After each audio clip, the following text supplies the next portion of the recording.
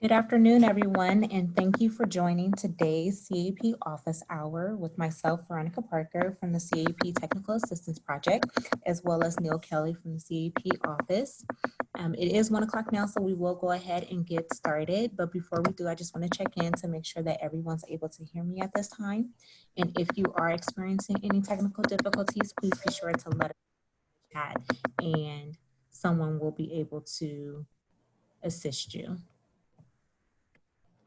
And Holly mentioned there's a clicking noise, and that could be me pressing, sorry, that's me pressing the keyboard, letting people into the meeting.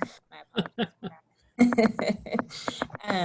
for that. If you are unable to hear, definitely let us know, and we'll be able to assist you. This office hour is being recorded and will be available on the CAP website later on this afternoon. So definitely be sure to check it out if you need to, and then also share with colleagues who were unable to attend this afternoon and share any resources that may be available. Feel free to use the chat to communicate amongst each other. And then also, if you have any questions, please be sure to use the chat to let us know, and we'll be on hand to answer those questions throughout today's discussion. I think that's, also attendance. So if you are attending today's session and you registered using a different name than what you are logged in using a different name than what you register with, definitely let us know so that we are able to account for you in our attendance records. And yeah, that's all I have for this time. I will turn it over to Neil, who will get us started with today's CAP office. Neil? All right, thanks, Veronica. So the clicking noise is the behind the scenes tap. So if you've ever run a Zoom meeting, you have to let everyone in if you're the Zoom host. So tap has to individually click on everybody's name to allow them in. So that was, you were seeing the, behind the wizard's curtain there. That was Veronica clicking on her mouse to let everybody in. So for what it's worth, you learn something new every day, right? Okay, so we have a smaller audience today, but that doesn't mean it's not going to be a jam-packed sharing of information. So let me be first out of the chute, and since you guys are all on time, you get to hear the latest on the CFAD and the allocations. So I've been tallying up the allocations and looking at the CFADs and all that stuff, and we're still at about an 89, 11, 88, 12 split. So 88% of the funding for CAEP is still going to K-12s, and about 12% is going to the colleges. So those numbers become important, I guess, to whoever's maybe making the case for adult ed, that it's mostly a K-12 funded operation. Colleges do help, but they're not a big budget item in that. I am waiting for a few consortia to certify. I did notify them this morning. We only have 2 direct funded consortia. One is going to certify over the weekend. I haven't heard from the other one. So those direct funded ones are a little more important. There's a few fiscal agent consortia that haven't gotten back to me about their status for certifying their CFAD. So we're kind of waiting to hear about that. But for the most part, we're pretty impressed with how everyone met the deadline, or actually got this done actually days before the deadline, in some cases weeks before the deadline. So kudos to you. And so as a reward, you might get to do this all over again if if the governor's revise, or the May revise, comes out in, I think they said a couple of weeks, maybe the 17th or something like that. I don't know. I haven't seen a date, an actual date, but it will come out sometime around mid-May. That will tell us, if anybody was on the hearing this week, you heard a lot of frustration by legislator members about getting details from Department of Finance and legislative analyst's office on, you know, are there going to be cuts? How bad is it going to be? What does it look like? And so they're being really tight-lipped about it, probably because they haven't talked to the governor's office yet, and they haven't worked out whatever that's May revise is going to look like. So we'll see where that goes. But if we do get some cuts, we'll have to do a revised CFAD. And so let me ask a question here before we go into sharing, and maybe you could type it in the chat. How many people think that if we lose the COLA, will that change the way the allocations go, or will everybody just get the same amount as they did in the prior year? Or will, with the COLA gone, will there be an extra round of soul searching and possibly reallocations in your consortia, or you just lose the COLA, but you keep the prior year amount and move forward? So is the COLA going to be that upsetting? I'll throw that out there for either you can unmute yourself since we have a small group, or you can just type it in the chat. Okay, so let's see. Chrissy says same amount from Chris. Oh, gee, we're getting a lot of responses there. No change from Jody. Kristen says no. Don't believe it will change. Dana says keep prior year. Jamie says more worried about funds changing. Karen says same amount minus COLA. We park the COLA for now until the budget is signed. Will says same amount as prior year. We'll lose COLA, says Lynn. Upsetting, yes, but we would most likely use the same amount. Mitch says same amount. Justin says same amount. Bronca says Carrick would allocate the same amount. Karen says there may be some negotiations. So Karen's in Marin. Elaine says no change. Grace says, I think our consortium will stick with the same percentages. Kristen says if there's further cuts, we may have serious conversations. Well, yeah, I think that, but if we're just talking about the COLA right now, Sue says she doesn't think it'll change. Janet says no change. Kathy says Marin has not discussed the COLA yet. We plan to park the amount with our fiscal agent and decide. Okay, so that could get interesting. Carol says same amount with the exception of Lincoln. Yeah, we only have like maybe, I want to say 4 districts in the state, maybe a little bit more than that, but that are not getting the same amount as the prior year. So there's a couple of small districts that are kind of getting zero, for whatever reasons. Maybe they can't provide the services or something happened, but it's only a handful. And then there's a couple of new consortia members coming on board, districts, smaller districts that are just starting out in adult ed that are getting their first year of funding. So we'll see how that goes. But there's haven't been that much change that we're seeing coming in on the allocations. A few new members, a few old members kind of bowing out. And then for the most part, there's a couple of shifting of consortia pots back out to members, that it's only happening in a couple of consortia. But for the most part, you guys have stayed the course and are doing basically similar type stuff as far as allocations, what you did last year, along with the COLA percentage.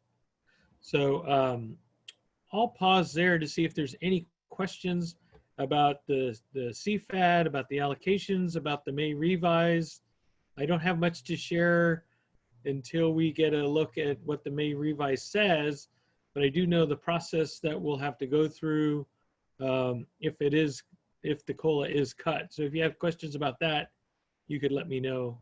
And you could either put in the chat or unmute yourself.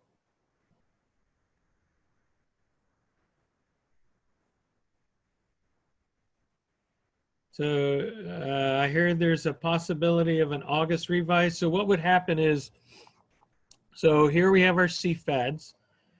Pretty much by Monday, we'll get those all in. Then we wait for the May revise. So the May revise will statutorily, the governor has to pass the budget by July 1st. So they haven't changed that requirement. So there'll be a budget July 1st. And depending on what we get in that budget, we'll get that out to the school districts and consortia and colleges as soon as possible. So the August kind of date that Isla refers to is kind of when the tax revenues come in, because they gave a extended deadline for the California tax revenues or your tax returns to be filed. So that's why this August adjustment might happen as they check to see what are the revenue levels. Did we get more than we anticipated? Did we get less? And so there could be another round of increases or another round of cuts. We don't know, but we'll see. And I don't know how that would work. There'd probably be some kind of like adjustment, and then they might have us go through a revision process again, or if they gave us back the COLA, or they gave us an increase, if the information was good, if it was bad, then it would be cut. So a lot of speculation here. I don't want anybody to get anxious or upset because we don't have the crystal ball, but that's kind of what would happen with August, with the revenue projections and how close we came to those projections. So Kristen says, will our Q3 data make any difference in funding decisions? No. CAEP is not a performance-based program. So outcomes, enrollment, we don't collect ADA or attendance. So that data is good to know how you're doing as far as, member effectiveness, consortia effectiveness, your 3-year plan, your annual plan, how you're doing with students, helps maybe with other programs that are paper performance, like your WIOA 2 grant. But for CAEP, we still want you to report your student numbers because that's a good indicator of progress and how we're doing, but it will not affect a funding decision. So Jody asks, if COLA is cut, will the process be a CFAD revision or an allocation change? Sorry, I get confused between those differences. So Jody, you're right on both accounts. It will be a CFAD revision with an allocation change. So the way it is, what we did, so this is the same process we went through last year. Remember we got the COLA, and then all of a sudden the governor in the May revise took $1 million away from our COLA. So we had to do revisions. And I'll see if Veronica is available to talk about how that looks in NOVA. Veronica, do you have a second to talk about when we did the adjustment last year for the CFAD, how that appeared in NOVA as a kind of an allocation amendment? Yes, so for the CFAB portion, the total CAP funds was reduced. However, and that's where we had that negative number that's still there for 2019-20. But in the allocation amendment process, the reduced allocation was transferred into there, and each member had to reduce their allocation by the percentage of the COLA, of the reduction. So however the consortia, whatever your funding formula is, that's what you reduced your COLA by, but it is an allocation amendment with a reduction. So the allocation amendment will zero out. So your total CAP funds will equal your total available funds, but in the CFAD itself, you will have that negative number because we don't change the CFAD. Yeah, so the NOVA, like Veronica's saying, you'll see that negative number because of the allocation amendment, but you also will still have to submit the revised CFAD because that's the kind of the binding document, and we keep that on file in the doc box. So Jody, you were right. It's both a CFAD revision and an allocation change. So Kristen says she was thinking in terms of advocacy with the data. So this is a good point to bring up. I thought it was going to be released today. Hopefully it'll be released next week. But our 18-19 launch board data is ready to go. And it looks pretty good. You know, I think we're up to over 800, close to 900,000 students unduplicated. Um, and we have strong numbers on outcomes, strong numbers on student progress. So that could be something, as Kristen suggests, with the student data for advocacy, you can always show, because it's a public website that anybody can go to once we update the launch board. That could be a tool for you to use when you have your discussions with your public officials to show them how well we're doing. Now, one caveat when we're looking at the launch board data and you're comparing it to your TE data, if you pull up your data integrity report, the launch board isn't going to include those students that showed up, that got put in a class, but never got past an hour. So launch board will only show students 1 hour to 11 and 12 hours or more for instruction. And then if you recorded your student with a service, it'll service only, it'll show those students as well. But those students that come in, that get registered, that get assigned a class, and then don't make it past the 1 hour mark, we have about 100,000 of those students, or a little bit more. Those will not show up in the launch board. I know they show up in your DIR, but they don't get into your participant pool anyway. So the data for 18-19 TE and launch board should be pretty close. There'll be a few anomalies. If your student didn't include their birth date or their gender, those get dropped out. If they didn't make it to the 1 hour mark, those get dropped out. But for the most part, it should be pretty comparable. We've aligned our data dictionaries pretty well.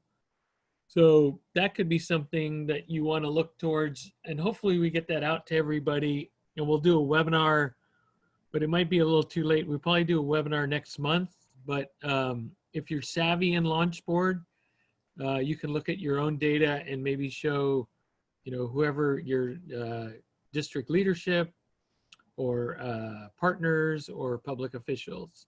So something to think about. So Crystal says, I'm hearing a lot of concern about flexibility from my consortia, but CAEP funds could be cut without changing ed code to allow flexibilities. No, they can't. So this was backed up. A question came in to Don Kepke last week at the CCAE kind of webinar. And as Don was saying, because CAEP funds are restricted and there's ed code, you would have to change the ed code, change the statute, which would require legislation and you know, the governor's signature, those kind of things.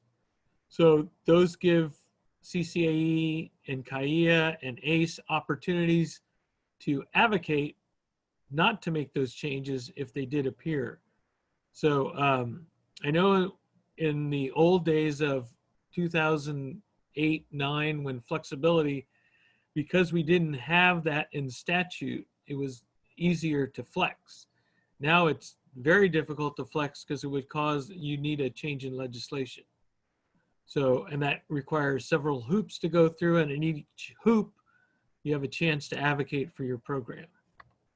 So the other thing is, if your district decides to have a hiring freeze and won't let you spend your CAEP funds, then your consortia can come in and say, hey, you're not spending your money, you're not following the plan, we're going to take your money and give it to this district over here because they're following their plan and they need it more so than you because you're not allowing your adult school or your college to spend that money.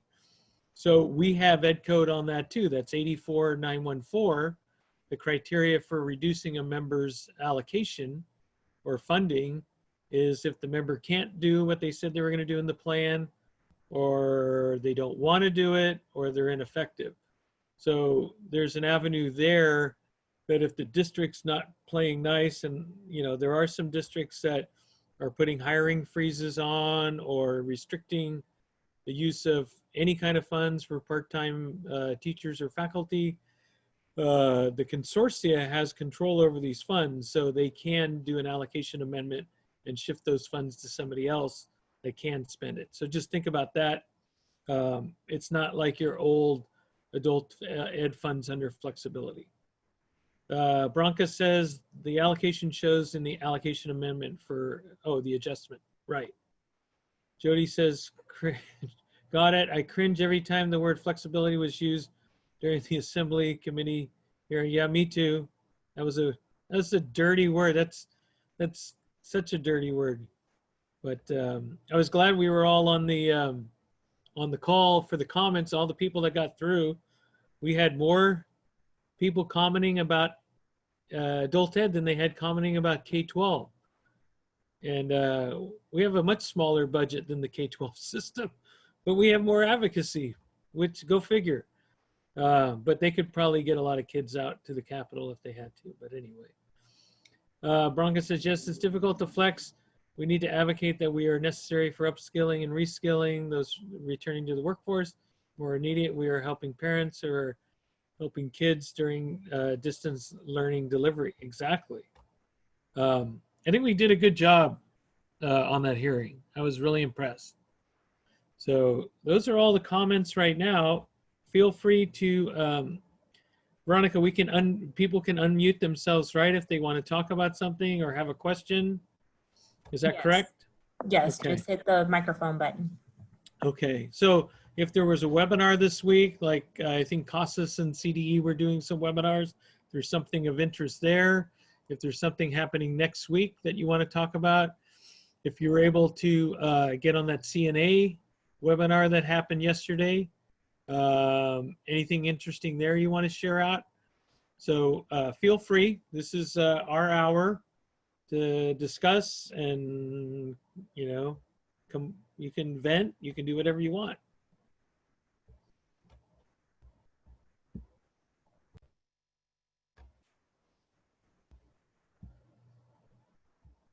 Let's see, question from Kristen. Question about the regional network meetings. Were those a one-time thing or ongoing?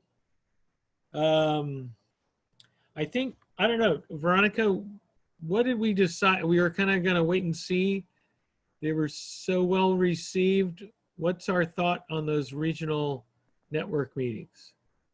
Yes, we were going to evaluate that in our next contractors meeting to see if they're worth continuing having. Okay. And we also have next month coming up a jail K-12 county office network meeting as well. And if we did continue those network meetings, we'd probably do it on a quarterly basis. But let's see people on the call. We have probably a good sample set here. If you, and we'll do this so you don't have to put it in the chat. Raise your hand if you think we should continue having the regional meetings based on the 6 regions that we structured it this month. And maybe you haven't had your regional meeting yet, but for those that have, you can go into, click on participant, and then click like raise hand. Let's see, we got 1, 2, 3, 4. Okay. Quite a few people. So I don't know, take that to, Veronica, take that into consideration that we do have a lot of support somewhat for the continuing on. So Kristen, we'll see. It's a good indicator that we'd want to continue those. We just will have to schedule them and see what our bandwidth is. Jody asked, big question, have we heard anything from GED or HiSET about remote testing or restart testing? I'll see if anybody in the on the line wants to comment on that or has information. They might be more in tune than I am. Anybody want to share a GED or HiSET update?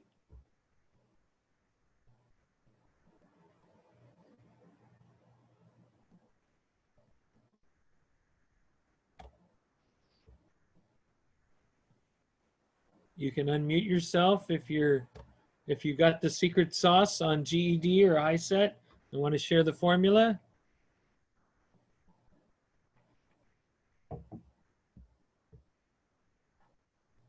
Okay, I don't think anybody has, Jody, late breaking news.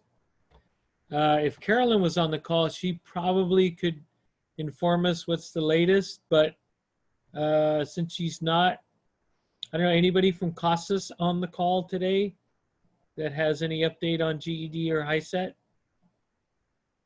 Hi Neil, this is Pat. No update. I think that both of them are planning to offer some kind of remote testing, and I believe with the GED, their priority is certainly going to be those that have completed some of the subsets, but still need a few. I think they're going to be putting out something to the field quite soon. Okay, great. Thank you so much, Pat, for unmuting and being put on the spot. Okay, Diana says, what about Google? Any updates? How many responded? So, Veronica, we're at 77 Google group members, or maybe a little bit more? Yes, a little bit more. The last I checked, I think we were up to 80 members. Okay, so everyone and everybody has been invited, right? Yes. Okay, so don't forget that you have a Google group invite, and you can share that with teachers and coordinators and faculty and classified staff. Whoever wants to join the group will be posting probably a new question or topic every so often. And so right now, the first topic has about 6 or 7 responses. So we'd like to see a little uptick in participation. And then Veronica will be sending out kind of a poll to see what's the next topic we want to post in the Google group to get responses from the field. So if you haven't, please go in and sign up and encourage other people in your consortia that are part of Adult Ed to sign up as well. All right. So Mitch says quarterly regional webinars would be great. And Kristen says, when is the jail network meeting? It'll be the week of, I think, the 18th. Is that right, Veronica? We haven't picked a date yet, but I think it's the week of the 18th. That's correct. Okay. And Kim says our region appreciates the regional network meetings. Great. Karen says very helpful. So there is 2 regional network, or are 2 regional network meetings coming up next week. I think there's San Diego and Orange County, or is that combined? Oh, Central Valley, I think, is on Monday, and Orange County, San Diego is on Wednesday. So if you want to hear what's going on down there, feel free to join in. You can just register, as Veronica put in the chat, or Holly did. So Kim says, with Zoom, it's also nice to drop in on other regions and gather best practices. Yeah, I mean, a lot of people are doing that. So Jamie says, news about when the WIOA results will be released. So we had Carolyn on one of the network meetings, and we asked her this specific question, and she said probably by next week, the WIOA results will be released. So we'll see if they can pull that one out. Jay Barrett says, HiSET just has invited us to a webinar series starting next week. Great. And Connie says, I emailed our GED rep and have not heard back.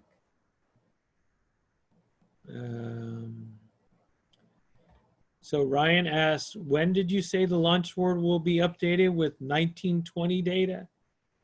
Well, first we have to let the year end, but I was talking about 1819 data. So the 1819 data with all the matching, the EDD data, the college transition data, all that should be released, I hope, next week. So we'll see if there's just a little FERPA issue that we have to take care of. But once we resolve that issue, it'll be released and you can take a look at it. But it would be 1819 data, not 1920 data. So if Ryan, if you want to look for 1920 data, you can always go to TOPS Pro and you can look at the consortia level data, and members can look at their district level data. If you're looking for college data, you can go on to Data Mart and look at, I'm not sure the most current semester that's showing, but I'm sure the fall semester probably has been posted by most colleges. Probably not the spring, but you could at least look at the fall data. So those are the two, if you want to look at 1920 data, those would be the two areas I would look at. The TE data will also include WIOA 2 colleges, but the Data Mart data would include those non-WIOA colleges. So Connie says GD is having an online graduation. I got invited. Interesting. Okay, so Jody, hopefully Pat gave you some indicator of what's happening there. And Christy says, I have a high-sit testing center at my consortia, and we've been closed down with the reopen to be announced, to be determined. You have not given us any updates, but emails are more frequent. So that's nice to know. Okay, and then Eric says, new director of continuing ed at West Valley. Is there being recorded for folks who might miss or hop off? Yeah, Veronica, we record these and post these office chats on the website, correct? That's correct. Okay. On the administrators page under webinars and then office hours, all of them are listed there in date order. And then including the regional network meetings, right? Yes, that's a separate section. And it has all the resources that are shared for both linked to the recordings. Okay, great. Bethany says, have consortia begin the discussions about how they will modify their annual plans to address COVID-19? That's probably a good question for our Google group because we haven't talked about that yet. We've just kind of been trying to get through the day-to-day, but I don't think they have to modify their, so the way CAEP works, you have a 3-year plan, right? And then every year you produce an annual plan based on that 3-year plan. So what you would do in August is you would update your annual plan based on your 3-year plan. So I wouldn't say a modification, I would just say, you know, their annual plan for 2021 probably will include how they're addressing COVID and distance learning and all that. But you don't have to redo your 3-year plan. I would say this is just your 2021 annual plan. So hopefully that makes sense. We'll be using the same template. So we won't be going into Nova and updating the template to reflect COVID, but I think your responses in the annual plan for 2021 will reflect how you're dealing with the COVID-19, if that makes sense.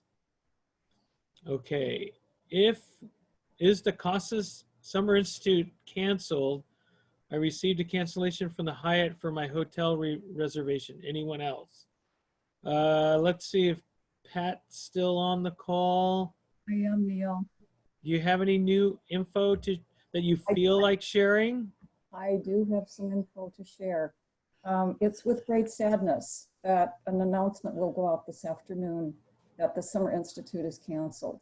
We waited until this time because we were hoping that you know, in some way we could proceed, but there is no way with the numbers that attend the Summer Institute.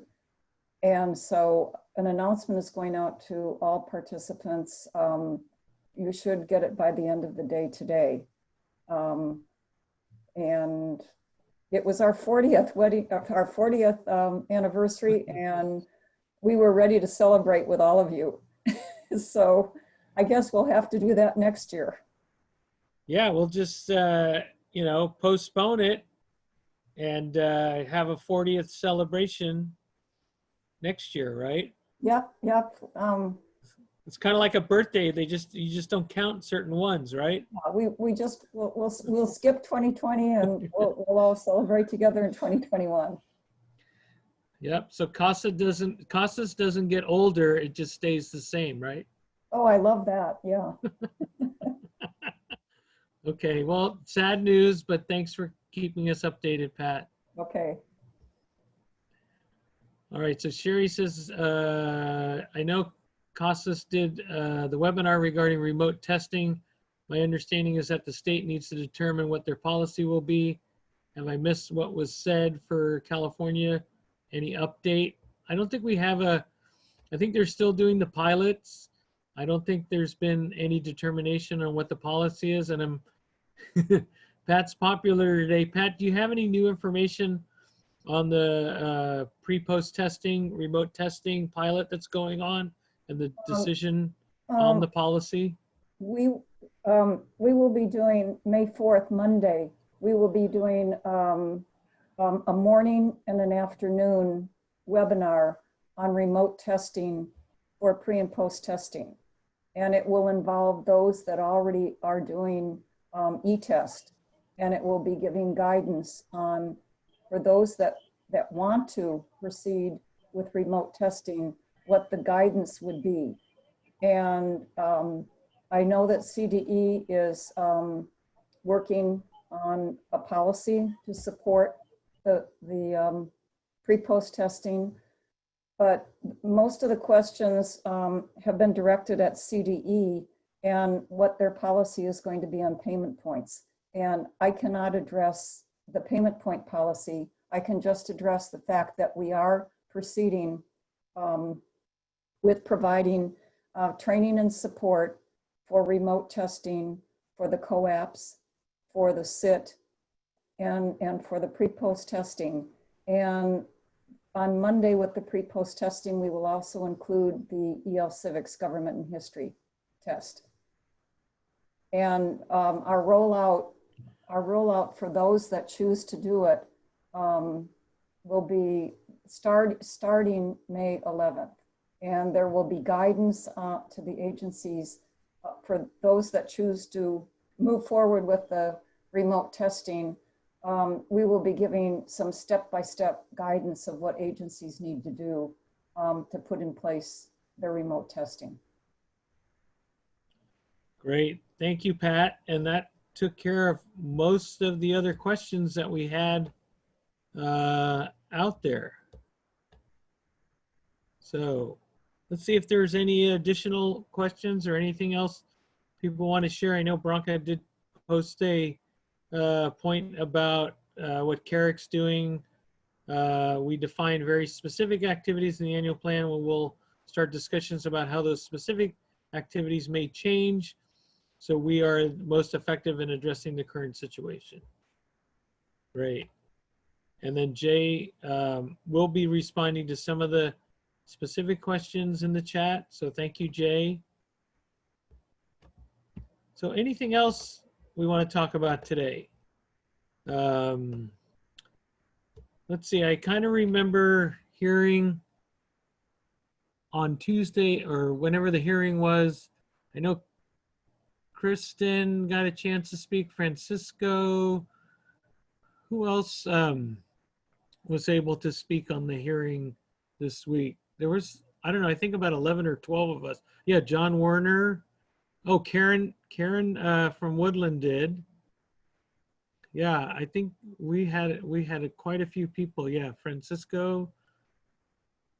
There's a few other people, but I'm not sure how we managed to beat the other K-12 people into the queue, but we did oh yeah, Jody Loeffler from Bakersfield, and then there was another person from Bakersfield, Adriana from CCAE. I think Kristen was from Salinas, but there might have been another Kristen from West Contra Costa. So good job, everybody, on that. That was such a good job. All right, so we still have plenty of time. We have Pat and Jay are available for answers. We have Tap, we have myself, we have you. So if there's anything else we want to bring up today, I know the testing is a big topic. And Pat kind of addressed how we're working with that. The funding, we've already kind of talked about. We'll wait and see in a couple of weeks how that pans out. Don't forget to sign up for the Google groups to share amongst field colleagues. Kristen says, I just received a question from a member about pre and post testing for CTE. Didn't think that was possible. Yeah, you don't really have to pre and post test for CTE. We do have passage of an exam, which is one of our metrics that you can put into TE. That's if, during the course of the CTE class, they pass the test to move on to the next section. But there's not really any pre and post testing. And then Karen Hey, says, Neil, can I add to that? Just because Yeah, I see a couple go ahead. of follow-up questions. The short answer, Kristen, is CTE is not part of WIOA 2. So if you can test them, we, of course, at Costas would say it would be great if you did, but it's not part of WIOA 2. So that definitely doesn't do anything in terms of payment points. And like Neil said, it's definitely not required. Thanks, Jay. Thank you. Okay, she was wondering about payment points. Okay, so Jay took care of that one. Oh, okay, so TAP will be sending you a poll. And what we've done, I got a bunch of emails on topics that we wanted to list for the Google groups. And then, then I arranged them by topic. And so Veronica will be sending out an email saying, vote on the most popular topic that you want to have posted in the Google groups for the next question. And so you can vote on that. And based on your vote, we'll post a question on that topic in the Google group for everybody on the Google group. Right now we're probably at 80. Hopefully we'll get over 100, 200 people. And then we'll get responses from people based on that topic. And then Adele says, oh, this is for Jay. Jay, is the pilot remote testing proctored one at a time? So I don't know if I you guess wanna, I'll just answer live. I was typing a private response, but you caught up to me. So, hey, for now, it's just one-on-one. We're still in phase 1. As we move to phase 2, we're going to open it up a little bit to, some multiple student scenarios. But for the phase 1, we did limit it to just one-on-one. Right. Thanks, Jay. So now that you have Jay live and you have me live, it's time to stump the chumps with your questions. So see if you can ask a question that Jay or I cannot answer, which is pretty easy to do. If you just say, what's our budget going to look like next year? I can't answer that.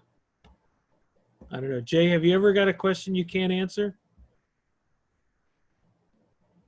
Sorry, I guess we just need to start having, questions like what's the fastest animal in the world sort of questions, right? Right. How many licks does it take to get to the center of a Tootsie Pop, right?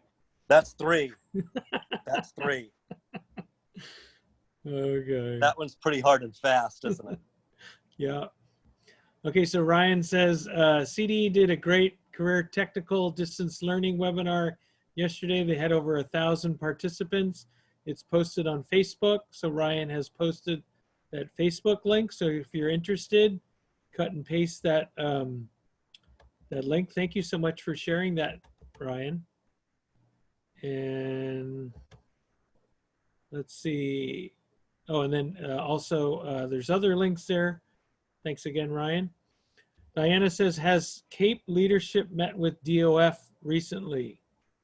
So CAEP leadership, at least on my side, is not allowed to meet with DOF. So if there was any meeting with DOF, it might have been with CCAE or CAEA or maybe someone over at CDE, but no, CAEP leadership hasn't officially met with DOF that I'm aware of. Have you heard anything that I don't know?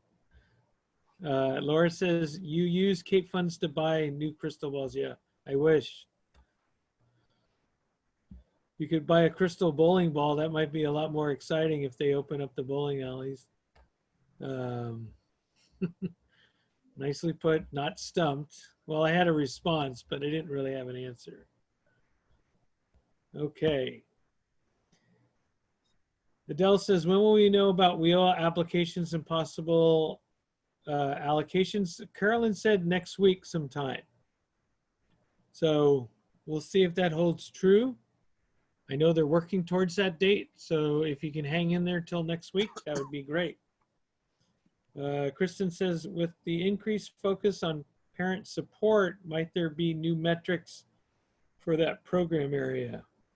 Well, we haven't had any discussion about it, but that is a good possibility that if, with the distance learning and parents, becoming more of a player in the CAEP program, it's a small program area. But, we can always, as Costas has pointed to, there are some COAPs that are related to parenting that you can always use, and we're tracking those COAPs. So I don't know. We'll see if Pat or Jay have any suggestions for tracking the K-12 success program with existing metrics. Well, I don't think the ones that I'd suggest, I don't think are official CAEP reporting metrics that we've been presenting and training. But so I'll have to go with a tier 2 answer, which would be there are some of those family literacy related outcomes on the update record. Again, we haven't specified them to relate to official CAEP outcomes on the CAEP summary or whatever, but to give you something instead of nothing, there are some family literacy outcomes there on the update record that you could certainly track locally. There's 6 or 7 of them there, so there are choices, and they were developed by the field 20 years ago, and they all relate to, real student outcomes, I think. And Jay, I'm going to try to stump you. What table do those usually show up on? It's either table 9 or table 8. Yeah, it's one of those tables that no one ever looks at, right? Right. Okay, One but of those is family lit and the other is kind of EL civics related. I forget which is which, but 8 and 9 are both, related to those kind of outcomes. Okay, so that's, Kristen, that gives you an option that you could collect that data, and it is available in TOPS Pro. So you could use that for regional discussion as you look at that. And that's something that the state could also look at as far as metrics. I know, we're still grappling with immigrant integration and using, the COAP data and things like that. But that would be another item to look on our of metrics to look at from the state perspective. Yeah, I agree with you, Neil. That ally, I hadn't thought of that, but yeah, that allies document with all those immigrant immigration outcomes might have some related to what Kristen's asking about. Yeah, that's a really good answer, I think. Yeah. Okay. And then Jody says it would be great to have the data that supports AE students helping distance learning with kids. So I don't want to test Jay's knowledge, but Jay, do you think there is a bubble there on that table that connects back to when you talk about family lit, something to do with distance learning in kids? Is there any, kind of alignment there? Or are they, it's mostly reading? Yeah, I don't think anything relates to distance learning. There are a lot of those, increased involvement in child's education. There are a couple child literacy outcomes, but I don't think any of them deal with distance learning specifically. Yeah, there might be one that's kind of remotely connected to distance learning, but it probably doesn't call out distance learning. Right. But The closest there might be one about, helping children with their homework sort of item, which is sort of like that, but obviously not about distance learning specifically. Right. Yeah, this is Pat. There is one on the update record that has to do with helping children with their, Okay. and so my suggestion would be if consortia are interested in pursuing this, a good basis would be to go and look at the update record and see what's already there that could be utilized, and also go to the COAPs and look at the COAPs that are already there that could be utilized. And then secondly, agencies have the ability to develop a new COAP that would directly relate to what they would like to measure as an outcome. Right. Great. Thank you, Pat. And then, Kristen, so remember, immigrant integration metrics and the definition that we have recommended for immigrant integration, the definition of an immigrant is not restricted to English language learners. It's self-identification of being an immigrant, which is probably about 95% of the adult ed population, maybe more. So all you would be excluding is native speakers that don't identify as an immigrant. And that's probably a small percentage of students in our program. So just consider that, because immigrant integration is not your ELL anymore. We're redefining the definition of immigrant. Okay, so then Bethany says, could the governor's budget leave CAEP funding out altogether? Well, we didn't want to even talk about that. Why, Bethany, you're trying to scare us. I don't want to even think about something like that. It would take statute, it would take legislation, and all our friends that we've made over the years in the legislature and adult ed would have to turn their backs on us, and I hope that doesn't happen. Kirsten said, would it be helpful to have an informal document with suggestions? Well, we could put that on the Google group. Good topic. So Connie, the proposal that we have on immigrant integration are to open up those COAPs on CAEP. So they could be not just for ESL, could be for more than that. So we'll see. We're still waiting for those recommendations to get approved, and Costas is kind of in a holding pattern on that, but it would, expand the use of the COAPs. That's the whole point of that. But for WIOA 2, you have some federal restrictions related to COAPs, but for CAEP, we could redefine that. And then Karen shared a COAP 48.1. Thank you. Anything else to share? I think someone was going to say something. I don't know, maybe they unmuted themselves. Go ahead.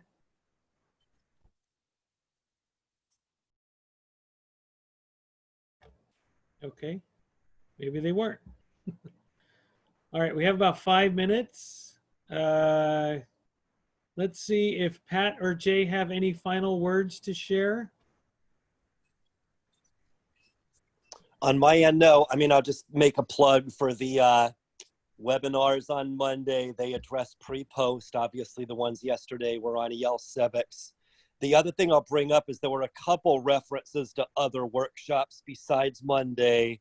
We're still kind of deciding on exact format, and depending on how that goes, what the exact timing will be, but it will be within the next week or two for sure. It will be very soon. We'll have kind of some follow-up webinars from what we're doing Monday, that will be more CASA specific, that will get a little more into the weeds on more specific directions for remote testing. Obviously what we gave yesterday and Monday, we're giving you the outline of our pilot and our timeline and state policy. There's still another layer of getting in the weeds, you might say, that we know we need to do about specifics related to working with students and recording and TE and all that. So just so you know, there are some follow-up trainings that will be more specific that are definitely coming soon. All right, thanks, Jay. Pat, any closing remarks? Nope, Jay took them all. Nothing more. Jay Sorry, stole it was a hog. Stole Pat's thunder. Yeah. I sure did. I was a hog. How dare you? Okay, Holly or Veronica, anything from TAP, reminders or information to share? Just as I posted in the chat, reminder about the Google group, and the poll will be posted in the Google group. So if you are already signed up, you'll be able to access it through there. And just a reminder about the next 2 regional network meetings that are happening next Monday and Wednesday. So if you haven't signed up, definitely be sure to do that. And lastly, we have taken the feedback that you all have given regarding ongoing network meetings. So we'll definitely take that into consideration and, be able to provide these regional network meetings. Another opportunity to share your feedback with us is to complete the evaluations that we send out. Those are super important, and we definitely do use the information presented in those evaluations to plan and strategize on how we can best meet your needs. So definitely take just 2 little minutes to complete those evaluations. It will be greatly appreciated. Veronica, quick question. So I know it's a little early, but we are going to release a call for proposals for the fall summit. Is that going to come out next week or the following week? Next week. Okay, so everyone, I know we're sad about the Summer Institute being canceled. We are hoping to gather in October in Oakland, full week of October at the Marriott there for the summit. So hopefully, of course, it's going to include a distance learning strand. It might be all about distance learning. So keep that in mind in your call for proposals when you get the notice from TAP. We'll be looking forward to creating a wonderful event if we can gather at that time. And so we'll plan accordingly. And then good luck. And then we also have the directors. Thanks, Holly. We have the directors event on October 5th. So it's going to be a wonderful week if we can pull it off. The Monday is the directors event. The Tuesday, Wednesday, I think it's the Tuesday, Wednesday is the summit, and then Thursday is the getaway day, I believe. So let's plan for that. Have something to look forward to. And I'll turn it back to Veronica for any closing comments. Thank you, Neil, and thank you everyone for participating in today's CAEP office hour. Definitely be on the lookout for everything that we have been discussing.